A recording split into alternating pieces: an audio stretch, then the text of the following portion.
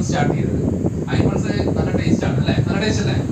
അത് ഞാൻ എന്താ ജ്യൂസ് കുടിക്കുന്ന പോലെ ഐപ്പിൾസ് കുടിച്ചു ഒഴിവാക്കി. പക്ഷെ എനിക്ക് കിട്ടിയ റിസൾട്ട് എന്താന്ന് പറഞ്ഞു കഴിഞ്ഞാൽ, ഈ ഐപ്പിൾസ് കഴിക്കുന്ന സമയത്ത് ഞാൻ സെയിൽസിലാണ് നിൽക്കുന്നത്, ഞാൻ അവരൊന്ന് സംസാരിക്കുന്നതല്ലേ, രാത്രി ആയാലും നല്ല എനർജി ഉണ്ട്.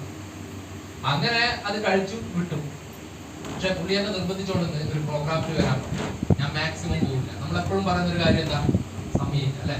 നമ്മളെല്ലാവരും പറയുന്ന കാര്യമില്ല. ഇന്നിപ്പോ ഈ ഹാളിൽ വരുന്ന ആൾക്കാർ എത്ര ആൾക്കാർ സമയമില്ല എന്ന് പറഞ്ഞിട്ടുണ്ടാവും. അതുപോലെ ഞാനും പറഞ്ഞു സമയമില്ല എന്ന് പറഞ്ഞിട്ട് ഒഴിവാക്കി കൊണ്ടുവന്നതാണ്. അങ്ങനെ ഒരു പ്രോഗ്രാമിന് പുള്ളി നിർബന്ധിച്ച് പുള്ളി വന്ന് ഈ പ്രോഗ്രാമിന് വന്നിട്ട് കേട്ടിട്ട് ഒഴിവാക്കി. അങ്ങനെയാണ് ഞാൻ കണ്ടൊരു പ്രോഗ്രാം.